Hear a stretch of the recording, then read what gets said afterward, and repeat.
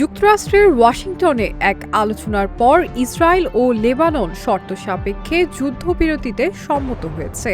তবে এই যুদ্ধবিরতি পুরোপুরি কার্যকর হওয়া নির্ভর করছে ইরান সমর্থিত গোষ্ঠী হিজবুল্লাহর হামলার সম্পূর্ণভাবে বন্ধ হওয়ার উপর। গতকাল বুধবার এক যৌথ বিবৃতিতে এই তথ্য জানানো হয়েছে। আনুষ্ঠানিক কূটনীতিক সম্পর্ক না থাকা এই দুই দেশ কিছু পাইলট জোন বা পরীক্ষামূলক এলাকা তৈরিতেও সম্মত হয়েছে।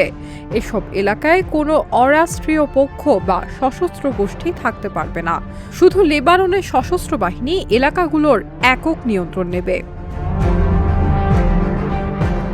যুদ্ধবিরতি নিয়ে এই সমঝোতার দিনও সীমান্তে দুই পক্ষের মধ্যে পাল্টাপাল্টি হামলা অব্যাহত ছিল।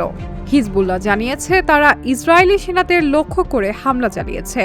অন্যদিকে দক্ষিণ লেবাননে ইসরায়েলি বিমান হামলায় অন্তত ৯ জন নিহত হয়েছেন। যৌথ বিবৃতিতে বলা হয়, যুদ্ধবিরতি কার্যকর হওয়ার শর্ত হল হিজবুল্লাহকে পুরোপুরি হামলা বন্ধ করতে হবে।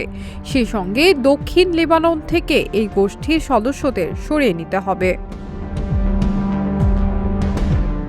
গত ২ মার্চ ইরানকে সমর্থন জানিয়ে হিজবুল্লাহ ইসরায়েলের উপর নতুন করে হামলা শুরু করে।